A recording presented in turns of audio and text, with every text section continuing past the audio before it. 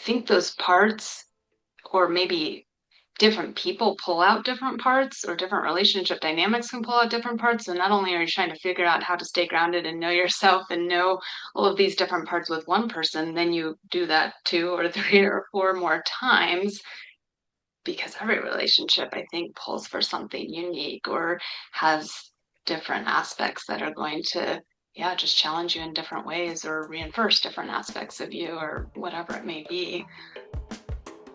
Hey, curious people, you're listening to the Self-Led in Bed podcast, where we explore our fascinating internal sexual landscapes and discover our authentic sexual selves.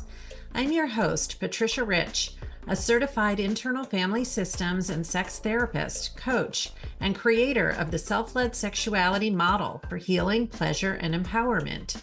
I've spent the last 30 years helping people to develop fulfilling relationships with themselves and others.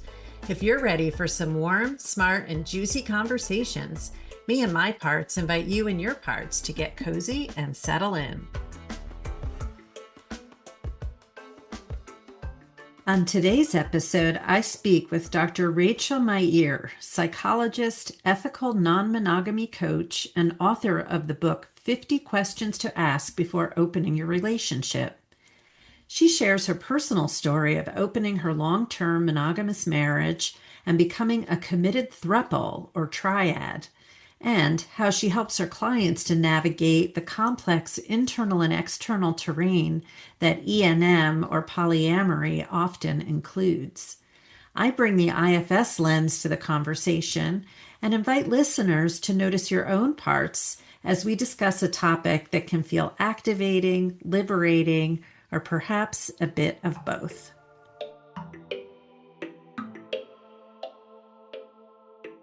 Hello, Rachael, and welcome to the Self-Led in Bed podcast. I'm so excited to be here. Thank you so much for having me. Yeah, and I'm excited about a lot of different pieces of this conversation. And ethical non-monogamy is something that comes up a lot in my work and my practice. And I know you're an expert in this area.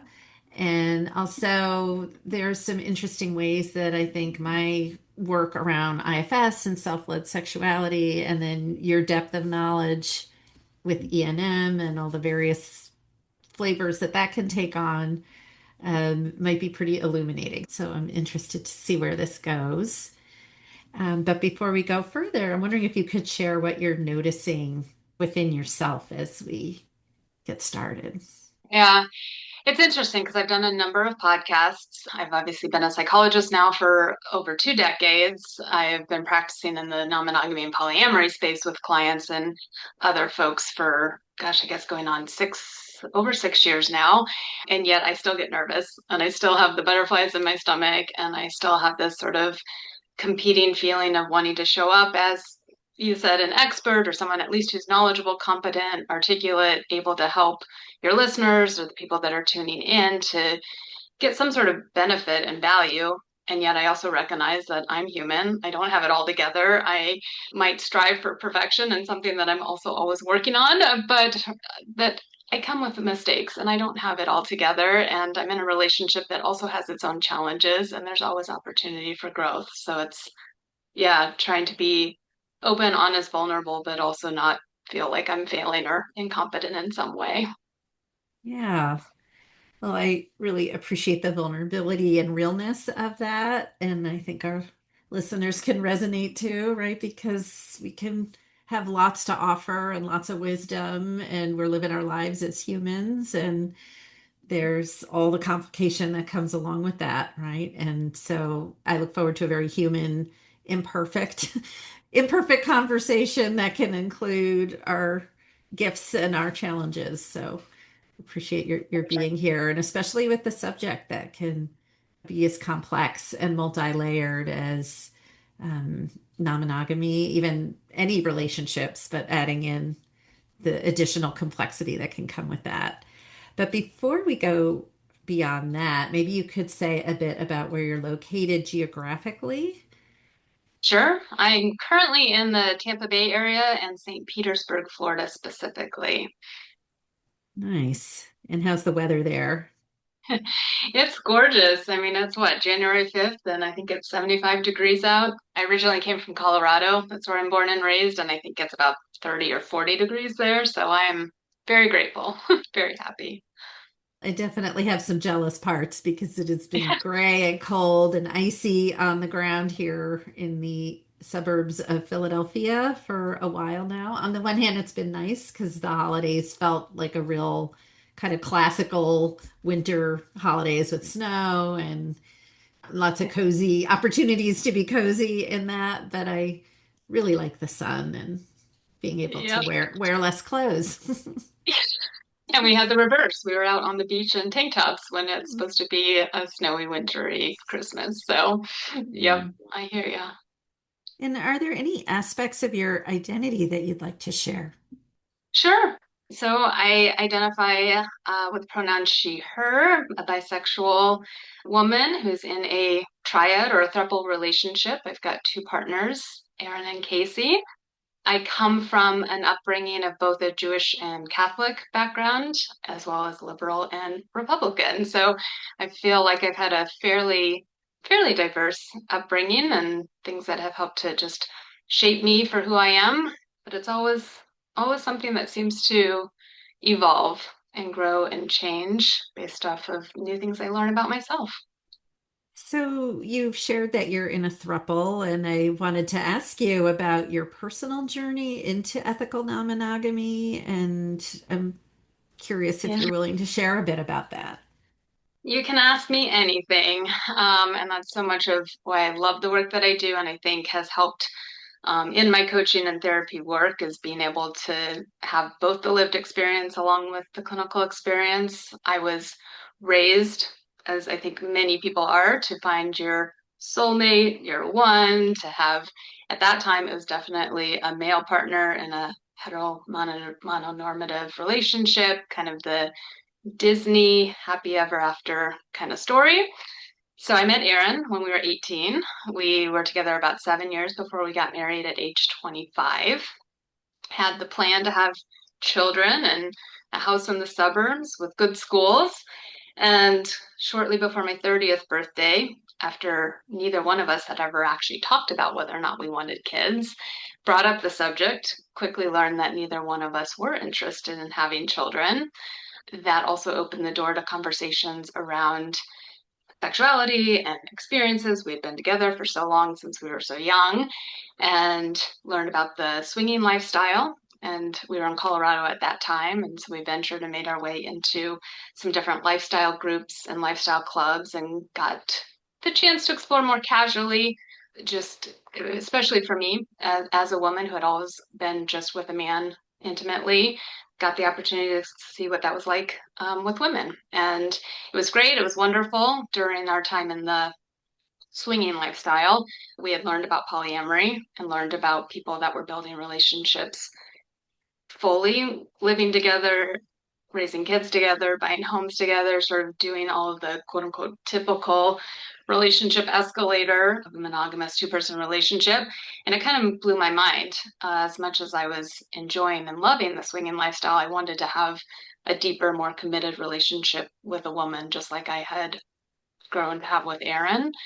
And so we intentionally sought out finding a throuple or a triad relationship. I think I fall kind of in the spectrum of monogamish, they call it, or a little bit more on the closed relationship. I'm not a person who has multiple partners and, in a big polycule or a network of multiple relationships, which it absolutely exists. And we can certainly talk about all of the different types of non-monogamy. But for me, a male partner and a female partner was the best of both worlds. And that's sort of what we sought out 6 years ago, just over 6 years ago. We were lucky enough to have met Casey.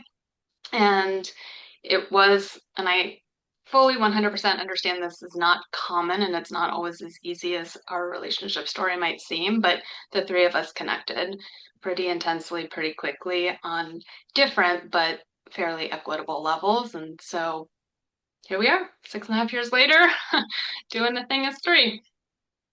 So you're living together. Have you created that kind of household that you described? We have, yeah. And the additional backstory, Aaron and I were living in Mexico at the time when we met Casey, and we were just home on a visit to Colorado. And because we knew this relationship in and of itself was hard enough to manage, we decided to move back from Mexico to give it a valiant effort. We couldn't invite her to come to Mexico at that time. It was a little bit too early. And that was right before COVID. So we kind of got locked down together, and it was a sink or swim situation during the pandemic. It was a very, very challenging, very trying 2 years really of the initial relationship. But during that time, we bought two houses, one first in Colorado as three, and then we moved to Florida and bought our second house altogether.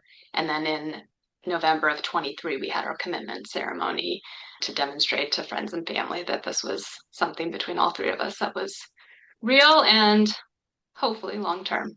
Mhm. Yeah. Wow.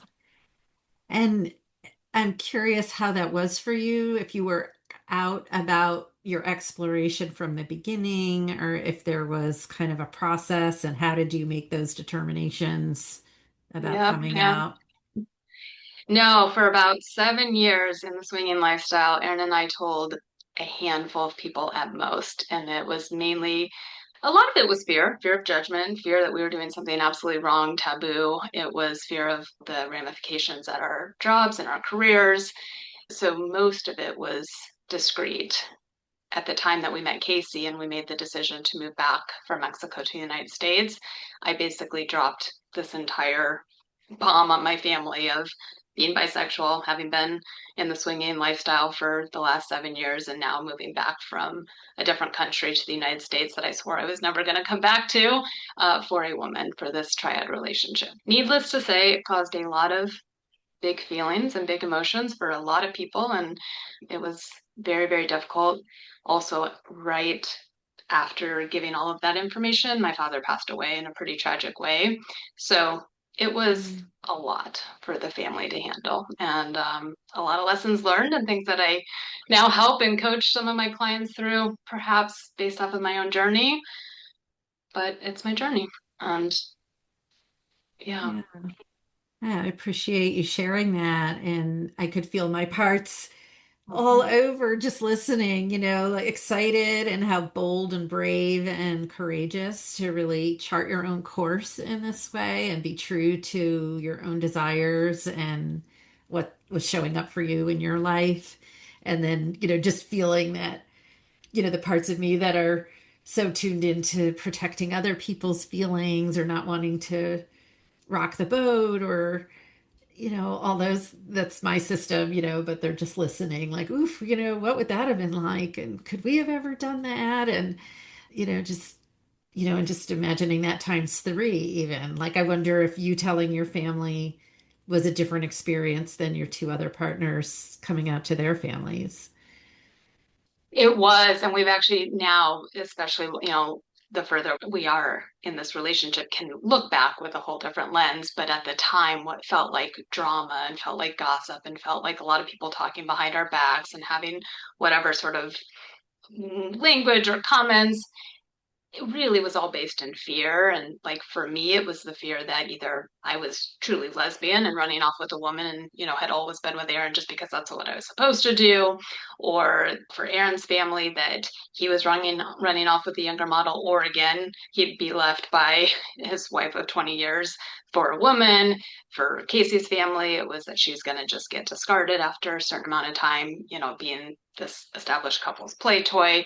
Everyone sort of had their biggest fears around their own child or their own personal family member, and just a lot of unknowns. And it was such a huge amount of information out of seemingly nowhere for everyone else, even though we had been doing this all behind closed doors for such an amount of time that, yeah, I think everyone had to just go through a process of their own to come to some sort of comfort and safety for I think for their loved ones, but then also for themselves. And what does this mean? And I'm potentially having to tell my friends and family or community, and are am I going to be judged for my kids and their choices? And Mm. I mean, just yeah, one big emotion and big feeling, and really, I think fear at the root of most of it for many people.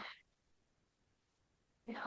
Yeah, I'm taking that in, and in the IFS world, we sometimes talk about a parts party, when something happens and there's so many parts popping, and I'm just seeing this almost mushroom cloud of parts, right? So for each person, and then how that reverberates out. And I appreciate your awareness, at least now, of the protective intention, perhaps, of some of those parts and the Yeah. fear, the more vulnerable feelings underneath it.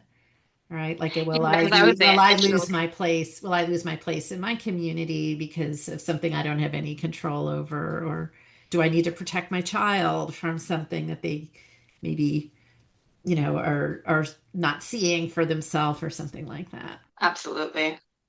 Yeah. And early on, yeah, because now thinking back on that and being able to observe or have some curiosity around that is obviously much easier. Earlier on, we're in this state of bliss, NRE, new relationship energy on such a high to have that kind of contrast, especially coupled with my dad's death and then some feelings of guilt having made this decision, not for him and his illness at the time, but for a relationship. You just have, yeah, I think a parts party is the best. I mean, it was a huge party. There was Hmm. so much going on and so many different aspects coming up and still do. They're just maybe a little bit more subdued. Yeah. Well, I'm noticing in that, just that contrast, right? The new relationship energy and all the, the excitement of that. And there's a kind of neurochemical aspect to that. And there's the psychological and all of that newness. And then the contrast with all the fear and the maybe what feels like, you didn't use this word, but maybe kind of like a suppressing energy or shaming or whatever it is, kind of pushing back on it kind of energy. And then our relationships and our lives happen within the context of our larger lives. So just hearing that your father passed away, I mean, anytime a parent passes away, it's a huge event, right? And brings up so much individually and for the family. And so then being in this new triad relationship, I'm sure that was magnified as well. So just the theme of grief and loss will happen sometimes within the relationship, right? Like if there's breakups or hurt feelings or, so grief and loss can come up in that relational field. But then when we're kind of navigating life and death losses, in addition to Right. that, it could be a lot. Yeah. Yeah, and that can be an understatement for some, for sure. Yeah. Yeah. So as you were working on your personal life, maybe working isn't the right word to use, as you were living your life and developing this new relationship, did you start to work professionally? Were you already working professionally with E&M, or was that sort of an outcome of your life experience? The latter. So when I had moved to Mexico, I actually sort of took a hiatus from the psychology world altogether. And so coming back to the United States and then with the pandemic, very fortunate in our industry, at least I found going virtual and working from home actually opened up a great host of opportunity in terms of being a psychologist. But given all that I had sort of been going through in the life journey over the past 7 years, it made a lot of sense to make this a specific niche or a focus of my work. So not only dove into it professionally in terms of the type of clientele that I was seeing, but did all of the education and learning and reading and consultation groups and as much as I could because we weren't trained in grad school on any evidence-based approaches specific to non-monogamy or polyamory. And so even though I felt like I had a lot to contribute simply from my own journey, it's one aspect of the entire umbrella of non-monogamy or polyamory. And so, yeah, it was after this established relationship became a thing that I really sought it out professionally. And I would say in the last 6+ years, it's just grown exponentially, primarily because of the clients and what they teach me and all of their journeys and the different aspects of their relationship structures and configurations that I've never personally experienced, but all fall, I think, under the the umbrella of so many of the different aspects of non-monogamy or polyamory that are unique compared to a monogamous relationship, Mhm. for sure. So maybe now would be a good moment to pause to define a few terms. And Sure. before we do that, I just want to tell you that I bought your book, 50 Questions to Ask Before Opening Your Relationship.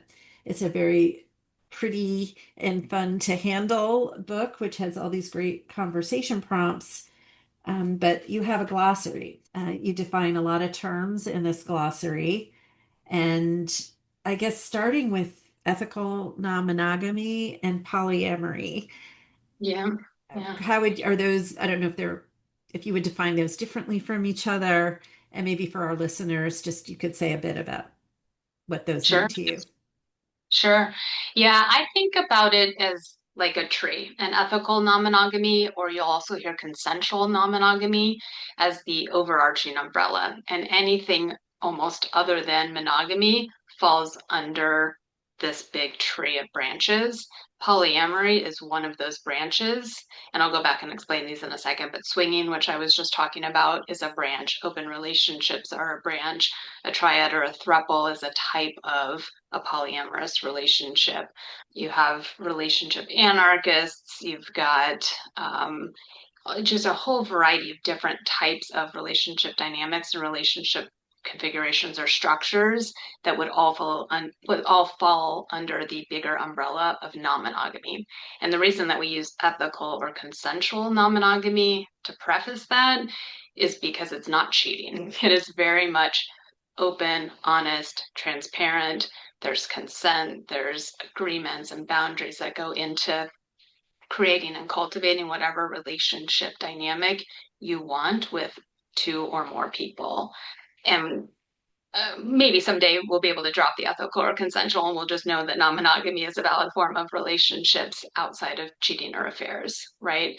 Polyamory specifically is the ability to love more than one person. And so people that are in a more deeply committed emotional relationship might fall under that category of polyamory versus swingers maybe are usually maybe, and again, all of it has its own nuances, and for each person I encourage them to just define and describe what it is that you're looking for and make sure that it matches whoever else you're interacting with in a way that works for both people. But generally you'll find swingers who are looking for a more casual, sort of the initial experience I had, a casual sexual experience. They're looking for an open-minded sort of lifestyle, a group of people that can talk openly about sex or go to play parties.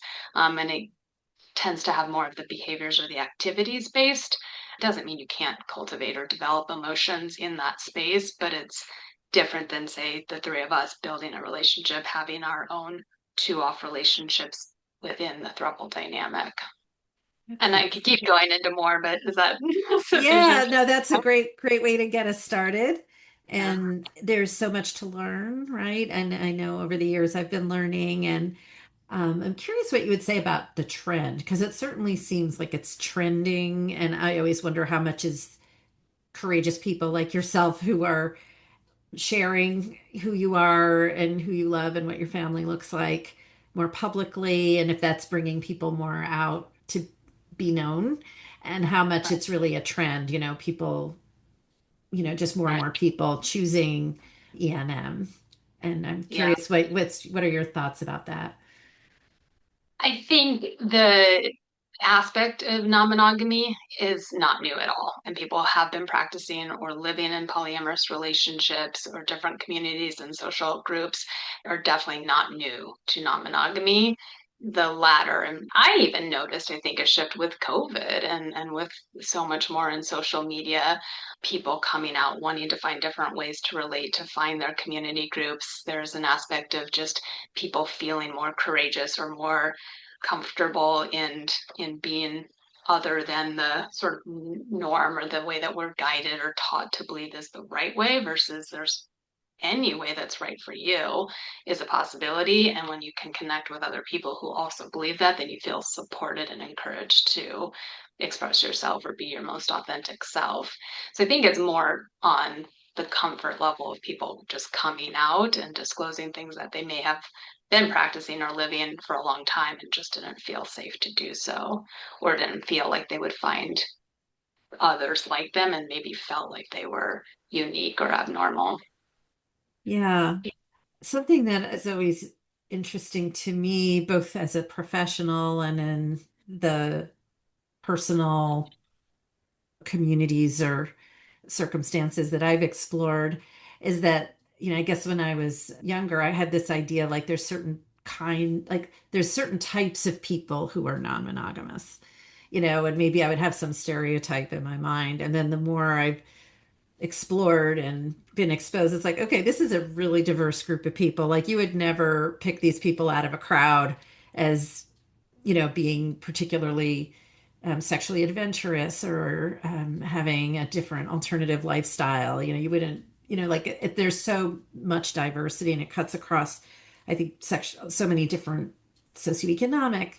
backgrounds and sexual orientation and gender identities and just conservative, people who appear to live in a pretty conservative lifestyle, but you don't really know. We don't Yeah. know what people do in all domains of their lives. Yeah. Yeah. You're absolutely right. And that's the thing, because we're, again, I just think shaped to have this image, this story of who does what, where, and when, based off of stereotypes or other just yeah, cultural beliefs, societal beliefs, and it really isn't. And the more you actually dive in or get to know people, or you go into these different community groups, you quickly learn that it is extraordinarily diverse, and people of all walks of life are participating in things that are outside of the sort of norm or the typical. I hate both of those words, Yeah, honestly, yeah, but hmm uh, you're yeah. right. And I think also the motivations can be so varied. 100%. And maybe you could say something about that. What do you see as some of the motivations that might initially bring people to be curious or to start to Yeah. explore? Because they are so wide and varied. And that's, the very first part of my book is understanding your why and understanding your motivation, because that's what's going to ground you in why you continue to do it, why you face any adversity or challenges, how you negotiate your boundaries and agreements with your other partners. So for some people, it is sexual exploration, wanting to have diversity or new experiences. For others, it is wanting that deeper emotional connection with more than one person. Maybe it's around intellectual intimacy or spiritual intimacy. Maybe it's purely about going against the grain, and doing something other than what you're expected to do. I think it really, at the end of the day, and those motivations can evolve, obviously, and they can change, as did mine. But constantly taking a step back, asking yourself and sort of evaluating, why am I doing this? Is it in alignment with sort of my inner knowing, my sense of self, even if it's different then? The ideal client I would say that I often work with are people in more established relationships who are looking to open up their relationship or are curious about exploring non-monogamy after having been more in a compulsory monogamous relationship, just because that's what was expected of them. And a lot of times they might think that they're doing this for the same reasons, or they intend to set out doing it for similar reasons, and quickly realize that they have different values or they have different whys or motivations. And that's really okay. But how do you still find alignment then between the two of you, and or again anyone else who's introduced to the picture? And there's a concept called differentiation of self, and really just being able to be true to who you are. It's kind of like a Venn diagram, and don't lose sight of yourself. And is there enough overlap between, again, anyone else who's coming into the picture, where you can still move forward in a way that feels good, but it doesn't have to be the same? But you have to know yourself first, ultimately. Yeah.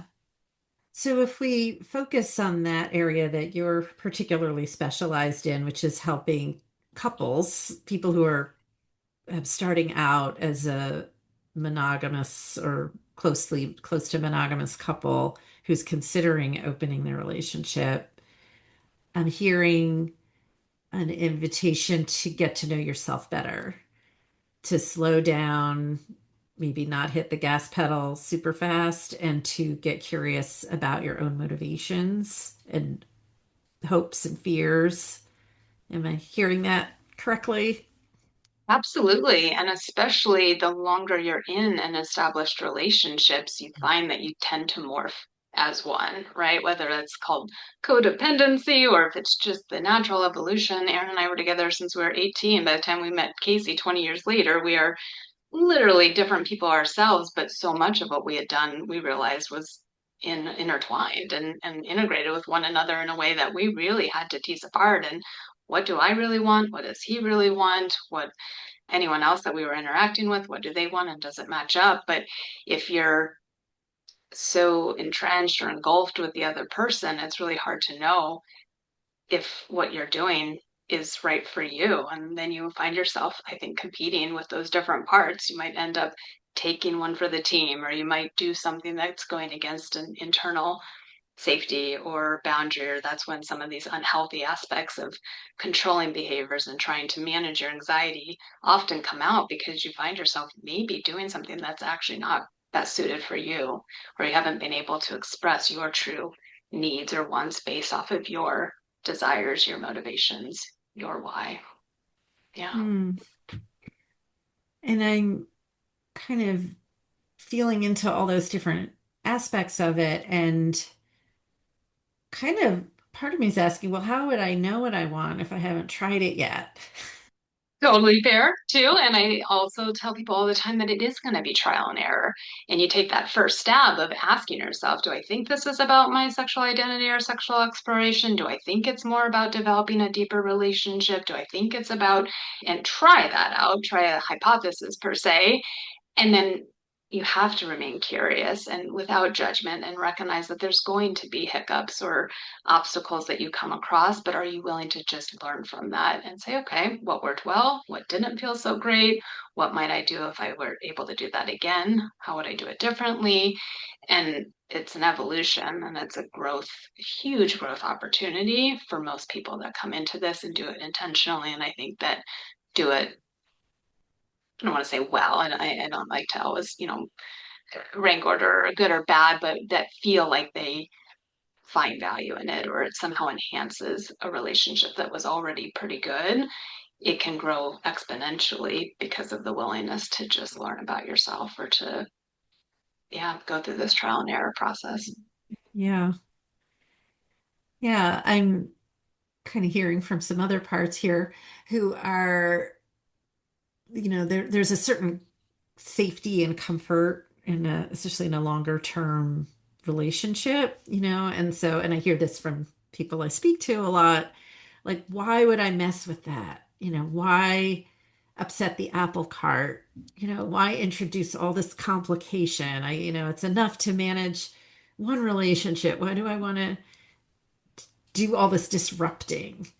And then from the IFS perspective, then I hear kind of like the whimpering baby underneath, who wants secure attachment and wants predictability, and how much that can be the um, kind of the driver in a relationship is, some of those very young parts, that are looking for some secure attachment or relationship.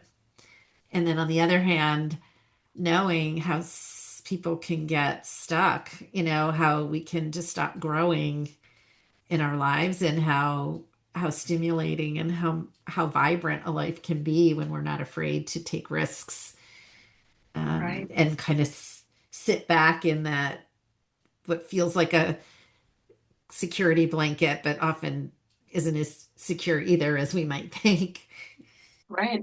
It's an internal conflict that many people face, this desire for novelty, freedom, a greater sense of autonomy, the ability to explore, but also feeling safe and feeling secure and trusting that both can be true because they often seem diabolical or they don't seem like they can't be. And you're right, especially in this construct of marriage or at least a committed relationship that you think I found my person, I'm good, we're good to go. And especially if it's under a legal marriage, then it feels as though it's safe. But clearly, both you and I know that that's not true. And so, can you trust that it's almost like giving more space? And I love your concept of spaciousness, right? Because if you give space, you give the freedom to actually be yourself, and someone chooses you and still wants to come back to that relationship is an even greater sense of security than signing a document that says they want to be with me. Yeah. Um, What was yeah, the poster? I used to see that poster around. If you love someone, set them free. If they come back to you, they're yours. And if they don't, they never were. right, exactly. Um, yeah.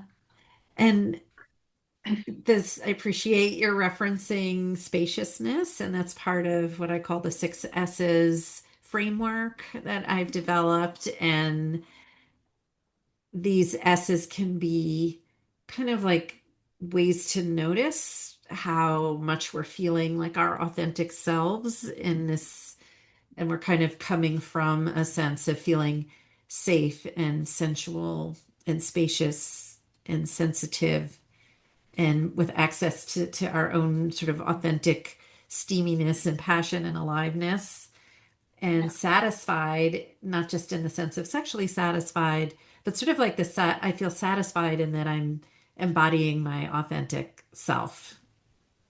right. So this exploring in this way, and I've seen this also, is that when we have access to self energy, that source, and we can really listen to and witness all these different parts, starting with our own, it is a very grounding kind of place to be. And when we're able to be connected to our own self energy, we might have a little more room to listen to a partner, and recognize that they have parts too.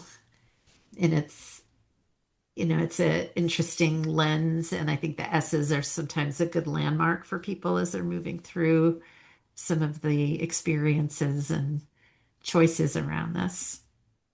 And the part that I probably also add to all of that is I would say 100% agree. Then when you couple this with non-monogamy, I think those parts, or maybe different people pull out different parts, or different relationship dynamics can pull out different parts. So not only are you trying to figure out how to stay grounded and know yourself and know all of these different parts with one person, then you do that two or three or four more times, because every relationship, I think, pulls for something unique or has different aspects that are going to, yeah, just challenge you in different ways or reinforce different aspects of you or whatever it may be. So does get complicated. Is complicated bad, or I mean not to do it? It's just again another aspect of being able to really, yeah, have a lot of self-growth, a lot of personal growth through this process. Yeah. I feel like people who choose a conscious path of really a conscious path of probably anything, but in this case, a really conscious path through relationship and just alternative going against the grain in their sexual and relationship lives have often done so much work and have such an attunement to their own systems and such a respect for other people's. I know that's a generalization. I'm sure it doesn't match for everybody, but I think it is a way of really, like you said, really deepening your intimacy, not only with others, but with yourself and with what it's like to be in a relational field, if you will, and not just maybe that's a curiosity I have for you as a part of a throuple, like there's the relationships you have separately with both of your partners, but then this idea of a relational field, maybe that's a shared Yeah, yeah. field. And yeah. Yeah, no, I mean, I think you're hitting on something absolutely true. There's so many things going through my head because, yes, the people that maybe are finding greater success or again, that sort of a groundedness or a sense of security in their non-monogamous or polyamorous relationships, even if they didn't do that work ahead of time, they quickly learn that it's a sort of necessary requirement in order to feel like you can then sustain this in a healthy way. And that's what I would probably say was mostly my journey. I thought I had some good emotional intelligence. I thought I had done a lot of this work. I thought I had done a fair amount of reading and listening to podcasts, but I think there is an aspect of you just have to experience it to then know where do you dive deeper or where do you have to do more of that self-growth and introspective type of work that even again after 20 years of being in the field of psychology I never experienced. So it does challenge you, but I think in the most amazing ways. Then yes, this like concept of relational field, I don't think I really got a sense of what that was, certainly in a two-person relationship. I could go back and tell you about it probably now in hindsight. But as three, we talk about the triad or the throuple relationship actually has four, if not seven, and I'm going to go seven in this one with the conversation, seven relationships because it is the triad. It's each of the two-person dyad relationships. So Aaron and Casey, me and Casey, and Aaron and myself, and then each of our individual relationships with ourselves. And in a lot of ways, that's probably one of the most important. Again, knowing yourself and really knowing how you show up in relation to either person independently, individually with another person, or as three, because those dynamics and that feeling, that vibe, that energy is different for sure. It's different when I'm by myself, it's different when I'm with either one of them, and then it's different as all three. Yeah, is that, I don't, Mhm. did I get to the Yeah, point? yeah, yeah. I'm just maybe it's just an interest, like kind of how that cloth develops, and often people are not all at the same level of attunement, right? Right? And even as a therapist, maybe are drawn to the field even as someone who's more of an empath or someone who's very sensitive to the inner and outer dynamics. And then what happens if you're in a relationship with partners where one or more people are not as attuned to that level of Right. nuance or subtlety? Very true. And I think it's whether we're talking about this and attunement or empathy or different levels of connection or anything else that you just find a value or something that you're seeking out in a relationship, non-monogamy quickly helps reinforce that one person can't be everything to anyone. And I've really, I mean, I don't know if I ever felt that way or if I was taught to believe that you find someone who's close enough and it's going to be great and you're going to get your needs met. But with non-monogamy, it really allows us to be like, that's okay. That person isn't going to meet that need, but that's why I can have a relationship with someone else, or that's why I value that aspect of that relationship with this person, but I don't focus it on a comparison, good or bad, or he has it, she doesn't, versus well, when I'm with Aaron, for example, this is how I'm most fulfilled or satisfied. And when I'm with Casey, this is what I get out of that relationship, and vice versa, that it's just multiplied love, added value, not taking away or feeling like you're missing out from something then. Whereas in a one person relationship or a two-person relationship, I think people sometimes can point to the flaws or point to what's missing or what they wish they had a lot of times easily. So, a common theme for people who are either guessing what it would be like for them or those who are living it is jealousy and big feelings around that. Yeah. And in terms of those seven relationships, relationship with yourself, say you were talking to someone who was feeling a lot of jealousy. Maybe it was date night for, the other, their primary, maybe they have a primary partner who's with someone else, or maybe it's just not primary, but they're feeling not included in some way or not secure. How might you help someone with that? First and foremost, I always say any emotion, jealousy or otherwise, it's like I use a relationship dashboard as an analogy, and it's an indicator light that's gone off on your dashboard, and it just signifies something. And we don't necessarily know what that indicator is about until we dive deeper and explore and assess what's at the root or what's going on underneath the surface. So, one, not to be afraid of it, and every emotion is valid, and it's just trying to help your mind or your body identify something that feels off or feels disconnected in some way. Then I think you named a lot of different things. Is it FOMO? Is it just, man, that sounds like a really great time and I wish I was there? Is it the sense of I'm not good enough or I'm not lovable? Are they going to reject me or leave me? What's sort of the underlying fear or thought process or feeling that's coming up that's deeper than just jealousy, which again is a very broad or sort of catch-all term. And then from there, is it that there is an unmet need, something that wasn't expressed, you weren't true to yourself, you're going along with something that you really don't want to be? Is it a sense of self esteem or self confidence that needs to be enhanced? Do you need to see yourself as sacred and unique and special, even if your partner is with someone else, that it's not because you're less than or not good enough? I mean, it could be just a whole host of different processes or different things that are coming up. And it just, can we stop? Can we have a question or can we have a conversation? Can we get curious and just explore what it is and what might help to support you? Is it the need to self-soothe? Is it just new? And anything new comes with different feelings and different anxieties until it becomes something that you're more comfortable, getting comfortable with the uncomfortable feelings? Or is it really being able to articulate something that you need that you're not getting, but maybe wasn't explicitly stated and your partner didn't know?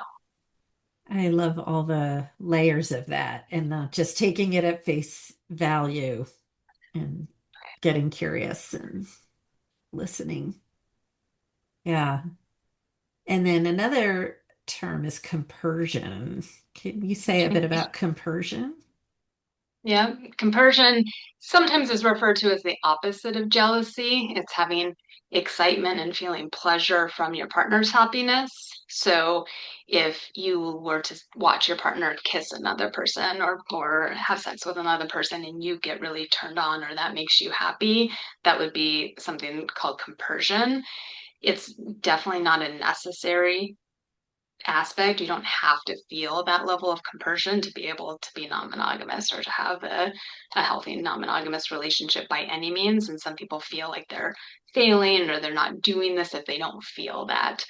But again, it's just another aspect of knowing yourself, understanding what is coming up. If I do experience that, for what reasons and why, or how does that help support my relationships? If I don't, how do you look at that without feeling again like you're failing or that you're doing something wrong, as much as just recognizing I'm not going to want to be in the same space with my partner and what we call our metamor, their partner. I know that I need to keep it sort of parallel or separate from each other, and that's okay. But you knowing that about yourself, you can communicate your own personal boundaries and set healthy expectations between everyone. And it might be something that evolves. You don't have it right now. Right now, you're just simply trying to work through the deeper, more intense feelings of jealousy, of unworthiness, of fear of rejection, or something of that nature. And it's kind of a continuum that might progress to a more neutral feeling. I'm now okay with this. I definitely feel more grounded or safe, but I'm definitely not ready to hang out in a play party and watch my partner do this with someone else. All of it's okay. And it's just being able to recognize where you're at. In your book, Rachel, you had the glossary, you help people look at the health of their own relationships or primary. Is that not a good word to use? I think maybe people don't use primary relationship. I wouldn't say it's good or bad. It's another aspect of knowing what kind of relationship structure you want. And so it also falls under this concept of hierarchy. And there's so many things we could go into. So I wouldn't say it's right or wrong, but when I first started this exploration, especially in the swinging lifestyle, Aaron and I would have considered ourselves primary partners, and anything we were doing with other people was secondary or just another person in our lives, but didn't fall into that category of primary. Now, in the relationship with Casey, we have what we attempt to have a non-hierarchical relationship where no one is considered primary, everyone is equal and equitable. Even within that, though, I recognize the fact that just naturally, Aaron and I being legally married offers us privileges that Casey is not afforded. Again, a whole host of other concepts that we could dive into, but the short answer is when you talk about or use a term like primary, do you know what it means and how that is impacting or affecting another person? And are they consenting to that, or does that meet their needs? Thank you for that explanation. So if a couple is exploring possibly opening the relationship, so there's not anyone else involved yet, Yeah. I know you emphasize in your book being in as healthy a place as you can be in your relationship and that it's not a solution to problems in the relationship. And I did want to ask you about that. Is it like if the relationship is in deep doo doo, like it's really on the brink of breaking up, that would be one scenario. But what if there's a relationship where there's maybe some temperament differences and there's friction around differences of temperament and like, oh boy, it would really be nice to be with someone who maybe has an easier temperament. I would like to add that to my life. Sure. Like, would you see that as, oh, maybe you need to work out the temperament differences in your couple as it exists, or is that legit? Like, not that you would judge it, but like, yeah, Yeah. I think what my intention in the question in that book, or what I encourage my clients to do, is to know again your reasons for opening up.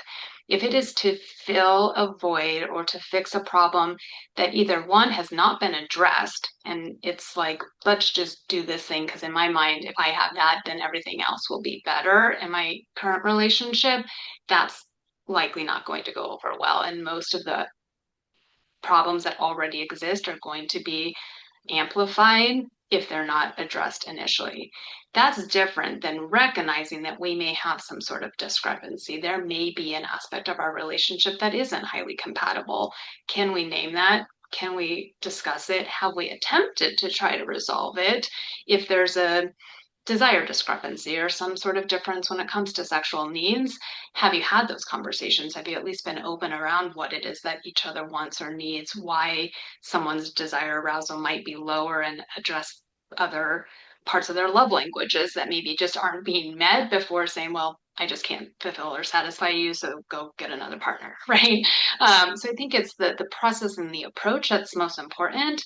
Then if you come to the conclusion, we just want different things. I want a BDSM. I want a kink relationship with someone, and that's not at all what you want.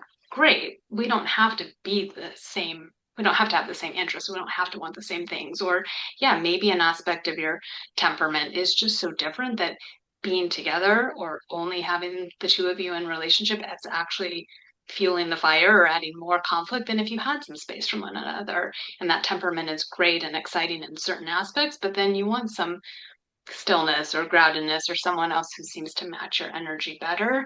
Have you just named that and said, this is something that I'm interested in? How do you feel about it? And vice versa would likely lead to a much, yeah, a better, healthier outcome in the long run, for my mind or my opinion. that makes a lot of sense. And so then in your book, you kind of move through, okay, you've done the self-assessment of your relation, your own motivations, the health of your relationship, and then what? Say, someone's ready to say, I want to take another step. Was that the next thing? It's starting to Yeah, and it explore. talked about just the common pitfalls and some of the common challenges that people, I certainly just didn't even necessarily know or hadn't thought about could potentially be issues, or just even navigating the logistics. Even though from a non-monogamous or polyamorous mindset, love is multiplied or there's added value to a relationship, it's like sometimes people use the analogy, you don't just stop at one kid. If you want children, a lot of people will have more than one child. Do they love their second, third, or fourth children less? No, because they feel like they have love towards each of them individually in a different, unique way.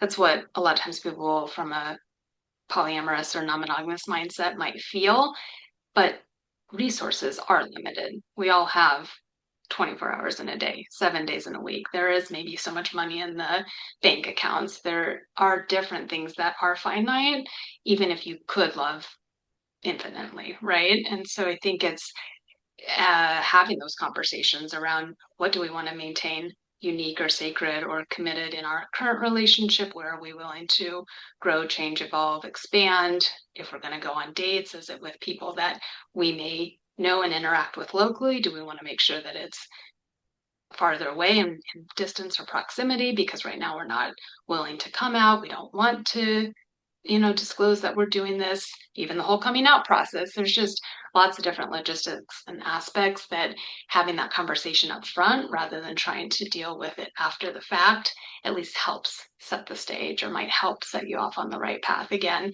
you're bound to encounter some sort of obstacle or challenge that you can't possibly cross all of your T's and dot all of your I's, but there's a fair amount that come up readily in the conversations that I have that I've encouraged the readers of the book to at least have a dialogue with their partner about in advance. Great. So I like that you're kind of hitting a lot of different levels. So that was a pretty pragmatic level, it sounds like. So then say, okay, yes, we have this amount of resource and we would like to explore this further. Then what? Then I think it is being prepared to manage those big feelings that come up. And the section is around managing jealousy and other big emotions. And that goes into sort of the difference of self-soothing and self-regulation versus co-regulation, and being able to provide support and reassurance to your partner, kind of where that becomes unhealthy and that need for excessive reassurance because of maybe different attachment wounds or different attachment styles. How to have conversation, whether someone needs some time and space before jumping in and doing a lot of talking.